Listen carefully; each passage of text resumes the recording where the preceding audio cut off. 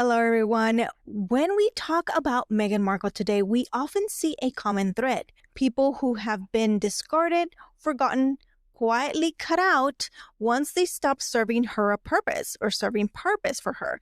But what if I told you these patterns are not new at all? That from childhood, Meghan was already displaying signs of entitlement, intense jealousy, and a deep desire for control.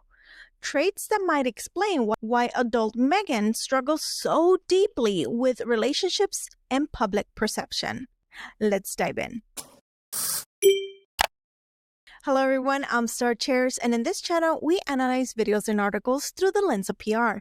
And today, we will be pulling information from a Daily Mail article. Now, Meghan grew up in Los Angeles, the city of dreams, and from a young age, Meghan's biggest dream was Hollywood startup. Fortunately for her, she had something most girls in her shoes didn't have: connections. Her father, Thomas Markle, was a respected lighting director in Hollywood, giving young Meghan unprecedented access to her glamorous life that she desperately craved. So her father was supportive, perhaps excessively so, dutiful, sending professional headshots of Meghan to producers.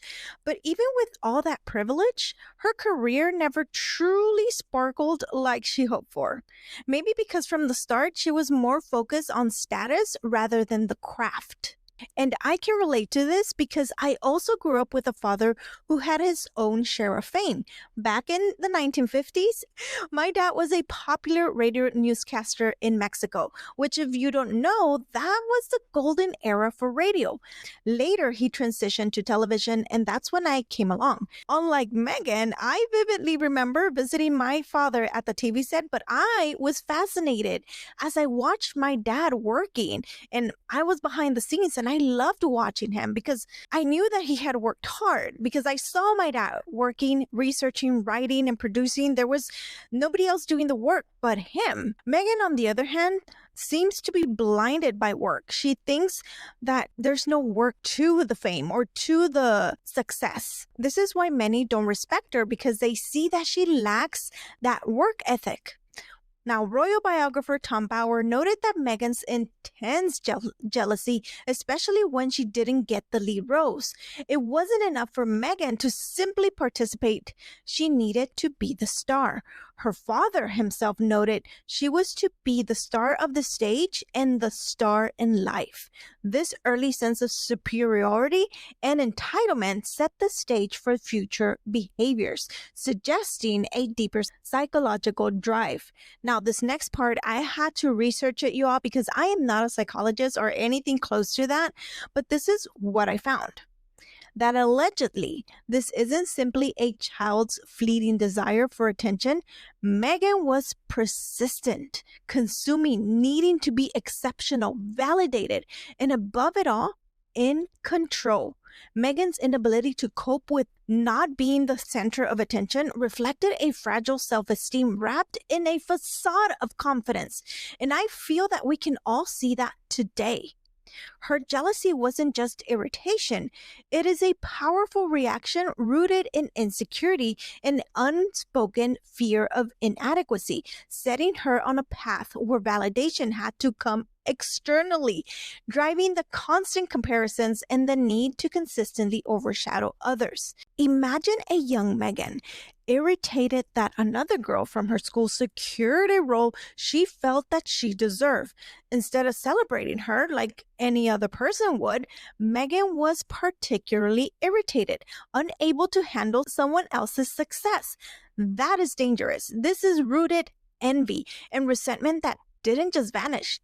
It blossomed into the adult patterns we see today: competitive, constantly comparing herself, always needing to outshine others. The pivotal example comes from her school play, The Pajama Game, mentioned in this article. Meghan wanted the lead, but also insisted on attending a school retreat. Her teachers set a boundary: pick one or the other. Meghan chose the retreat, but astonishingly, she felt entitled to the role.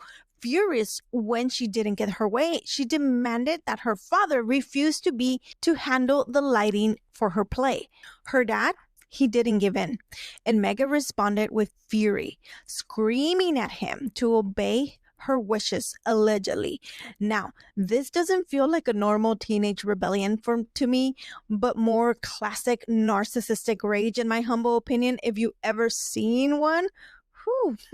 So when Thomas stood his firm ground, Meghan discarded him, moving out to live with her mother, Doria.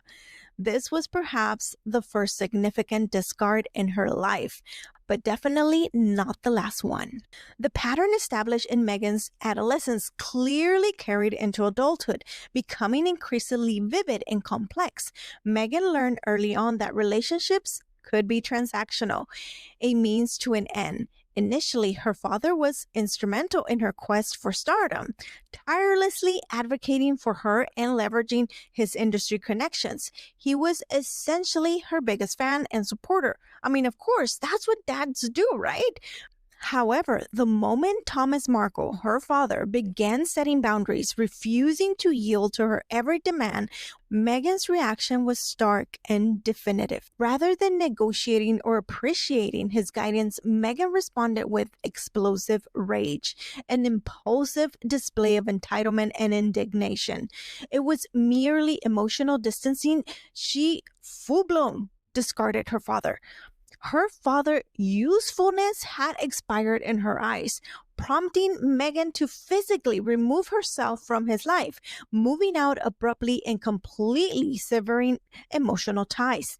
Years later, this pattern resurfaced dramatically. Friends, royal family members, staff, even her own mother eventually faced Meghan's revolving door. As soon as relationships stopped benefiting Meghan or challenged her narrative, they were quietly discarded or loudly cut off. The foundation for this was set decades before, in those formative moments when Meghan was first learning how to navigate the world. I asked myself, why does Meghan behave like this? So in my research, psychology shows that narcissistic traits often emerge from childhood experiences marked by inconsistent boundaries, overindulgence coupled with a lack of accountability. So her dad, Thomas Markle, lovingly yet overly accommodating, likely unintentionally, fueled these traits. Meghan grew up believing that her needs should always come first. And when they didn't, she experienced rage, jealousy, and resentment because she was rarely held accountable. Meghan never truly learned emotional resilience or humility. She learned instead to control narratives, and we see that, discard critics, and reinvent herself whenever reality clashed with her self-image. And we are seeing that. Isn't that crazy? Now, Meghan Markle's childhood behaviors, early jealousy, entitlement, and her transactional approach to relationships weren't isolated incidents.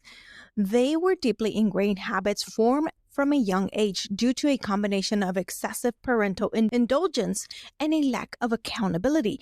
Growing up without clear boundaries and continually having her demands met created a belief system where she perceived herself as inherently deserving and superior.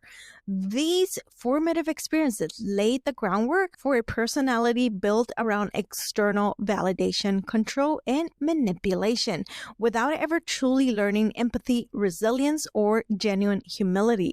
Like, doesn't that just describe everything that we've seen Markle be? Allegedly, because Meghan now navigates her adult life with superficial relationships, easily discarding people once they outlive their usefulness, like expiration dates. Understanding this developmental context illuminates precisely why she struggles to form lasting and authentic connections today.